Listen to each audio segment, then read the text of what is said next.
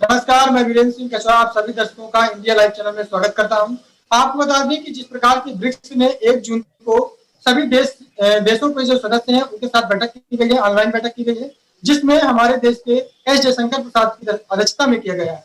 उसी के परिप्रेक्ष्य में क्या बैठक में कहा गया है और किन किन मुद्दों पर चर्चाएं हुई हैं, उसमें विशेष चर्चा के लिए हमारे साथ बता दें कि विकास कुमार जी जो रिसर्च स्कॉलर्स हैं केंद्रीय विश्वविद्यालय अमरकंटक के, उनसे खास बातचीत करेंगे।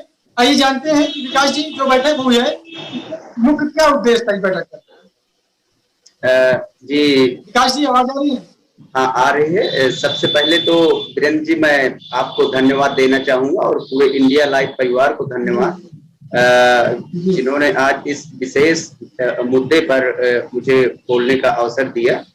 और देखिए, जो 1 जून को ब्रिक्स सदस्य देशों की मीटिंग संपन्न हुई है, तो इस ब्रिक्स मीटिंग का सबसे बड़ा जो उद्देश्य रहा तो उस पर कोविड पर चर्चा हुई। और जिस प्रकार से आप देखेंगे कि इस ब्रिक्स मीटिंग में अन्य अभी मीटिंग्स जो होती थी, जो बैठकें होती थी, उस पर चीन जो था वो द्विपक्षीय विवादों को, द्विपक्षीय मामलों को सदैव उस पर उठाता रहा है। लेकिन इस बार की जो मीटिंग हुई है, डॉक्टर एस जयशंकर प्रसाद जो भारत के विदेश मंत्री हैं, उनकी अध्यक्षता में जो मीटिंग हुई है, उसमें सभी देशों ने एक दूसरे के सहयोग की आशा जताई है और एक दूसरे के सहयोग की सहमति दी है।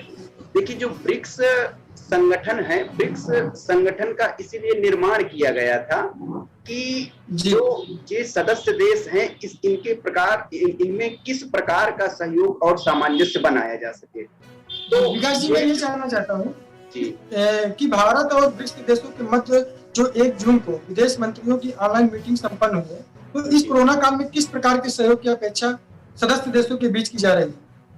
क्योंकि वर्तमान समय में इन सभी सदस्य देशों के बीच भारत ही सर्वाधिक कोरोना वायरस की दूसरी लहर से प्रभावित हुआ है। इस पूरे परिप्रेक्ष्य को लेकर आप इसे किस प्रकार से देखेंगे? वास्तव में जो ये कोरोना की दूसरी लहर है, इससे सर्वाधिक प्रभावित देश तो भारत है, जितने ब्रिक्स सदस्य देश हैं।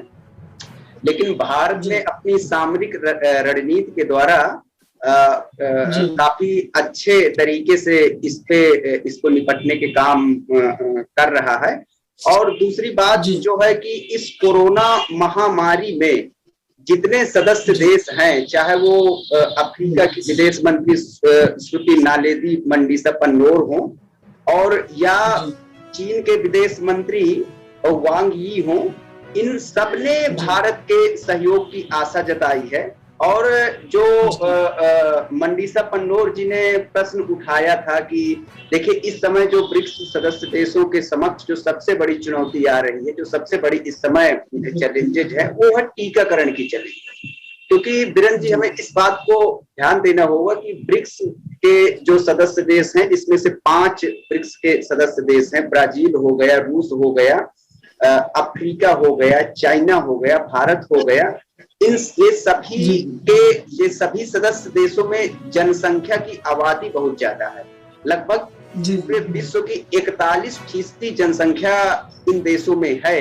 तो वास्तव में इनमें सबसे बड़ी जो समस्या और सबसे बड़ी जो परिचर्चा का विषय रहा, वो कोविड से निपटने के लिए और खास करके टीकाकरण के लिए। तो कोरोना वायरस के परिप्रेक्ष्य में इस विषय पर जो चर्चा हुई, ये बहुत एक खास और बहुत एक अहम चर्चा है और सभी के सभी सदस्य देशों ने भारत के सहयोग की इसमें आशा जताई है और भारत के सहयोग को आश्वासन दिया है। जी विकास जी, मेरा दूसरा जो महत्वपूर्ण जो प्रश्न है, तो वर्तमान समय में जो ब्रिक्स सदस्य देशों के समक्ष कौन कौन सी चुनौतियां और समस्याएं हैं? क्योंकि इस आर्थिक मंदी के दौर में सभी देशों की जीडीपी का स्तर जो है पूरी तरह से गिर गया है। और इस विषय में क्या कहना चाहेंगे, जिस प्रकार से जीडीपी सभी देशों की गिर गई है, तो इस पर क्या विशेष चर्चा की गई और आप इसे किस नजरिए से देखना चाहेंगे?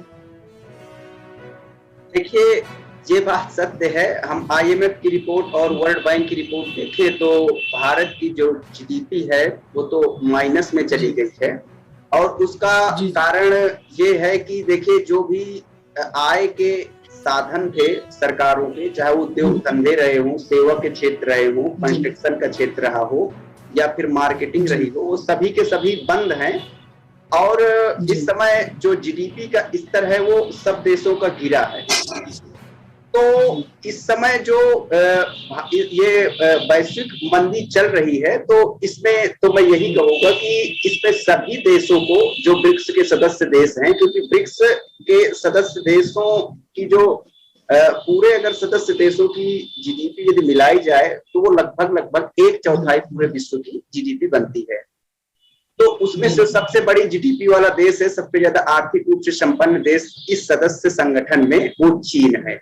तो ये जो एक प्रकार से जो सभी देशों में मंदी है, तो अगर सभी देश इसको एक प्रकार से सभी एक दूसरे का सहयोग करके, जिस क्षेत्र में सहयोग करना चाहिए अगर वो करें, तो इसको ग्रोथ होने में ज्यादा टाइम नहीं लगेगा। और जैसे कि मैं बता दूं कि इस समय जो कोरोना वायरस की दूसरी लहर से जो प्रभावित जीडीपी है वो सबसे ज्यादा भारत की है।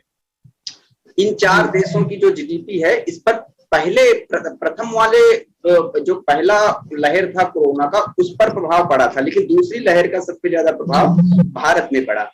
और इसमें 2018, 19 और 2019 और 20 के, यदि मैं आपको ट्रेड और द्विपक्षीय व्यापार का आंकड़ा यदि मैं बताऊं, आपके समक्ष रखूं, तो जैसे कि रूस के साथ भारत का कुल $8,22,951 मिलियन का पूरा व्यापार रहा। इसमें से आयात निर्यात दोनों सम्मिलित हैं। ब्राजील में भी $8,20,692 मिलियन का व्यापार भारत का और ब्राजील का रहा।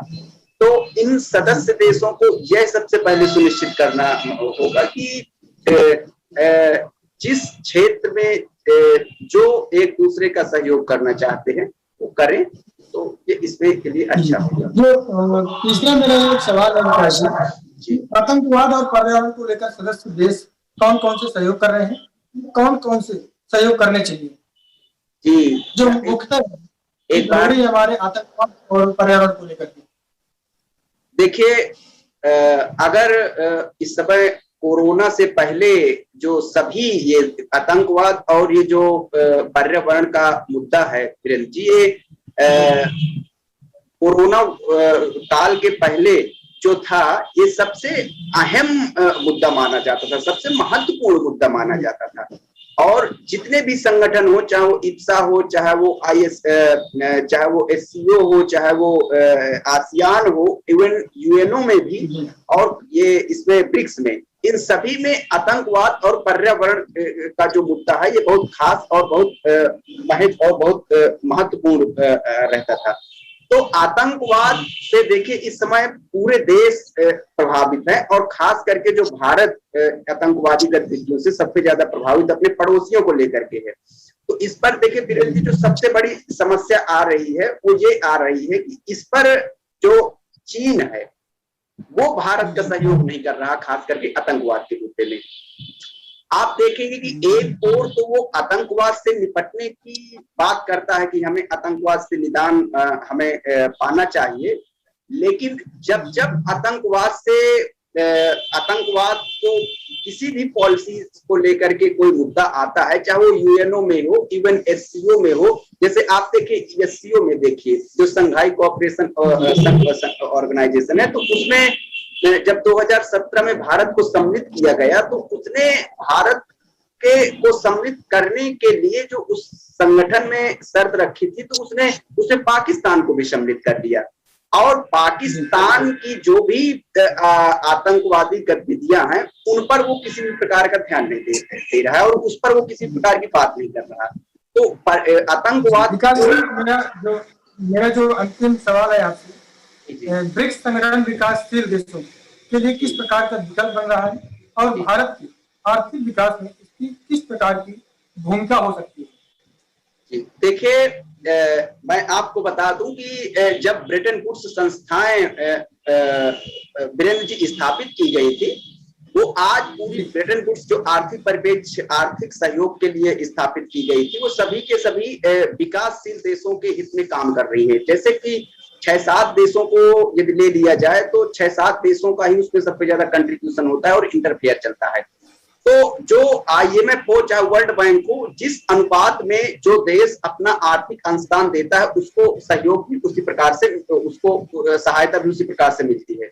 तो ब्रिक्स सदस्य देशों ने जो अपना एक बैंक स्थापित किया है, वो उस बैंक में जो इन्होंने अपने आर्थिक सहयोग के लिए जो ब्रिक्स बैंक हो गया, एशियाई बैंक हो गया, तो ये विकासशील देश जो हैं इनके लिए एक महत्वपूर्ण कदम साबित हो सकता है।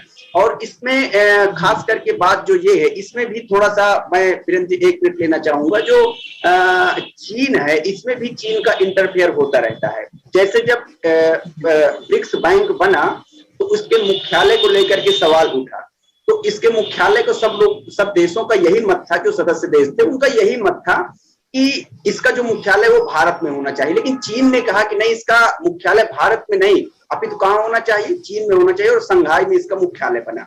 और चीन की जो मुद्रा है युआन, उसको वह इस पे उसको इंटरनेशनल बनाने की कोशिश कर रहा है। खैर वो तो अगर आर्थिक विकास करेगा तो एक अलग बात है, लेकिन इसको वो एशियाई देशों पर वो इंटरफेयर इस परिप्रेक्ष्य में करता रहता है। तो इसके अगर ये सभी देश, क्योंकि ये देखिए जब ब्रिक्स का कॉन्सेप्ट आया था वीरेंद्र जी 2003 में एक गोल्डन चेंज कंपनी के एक एक्सपर्ट थे जिनका जिम ओ'नील, उन्होंने कहा था कि 2050 तक ये जो ब्रिक्स की देश हैं ये विश्व के आर्थिक इंजन साबित होंगे। तो अगर ये वास्तव में सहयोग कर रहे हैं तो 2050 तक वास्तव में ये विश्व के इंजन साबित हो सकते हैं और विकासशील देशों का ये एक प्रतिनिधित्व कर सकते हैं। तो इसलिए अगर हम गतिशीलता की बात करें, अगर हम विकास की बात करें, अगर किसी भी परिप्रेक्ष्य की बात करें, तो ब्रिक्स एक बहुत ही महत्वपूर्ण संगठन उभर करके विकासशील देशों के सामने आ सकता है, लेकिन सभी सदस्य देशों की इसमें सहयोग की अपेक्षा है। विकास जी, आपका बहुत बहुत धन्यवाद, जो आज हमारे एक विशेष कार्य में बदलते वैश्विक परिदृश्य में ब्रिक्स की गतिशीलता की इस पर विशेष चर्चा हुई। आपका बहुत बहुत धन्यवाद। अगले सप्ताह फिर मिलेंगे एक विशेष चर्चा पे। धन्यवाद। बहुत बहुत धन्यवाद।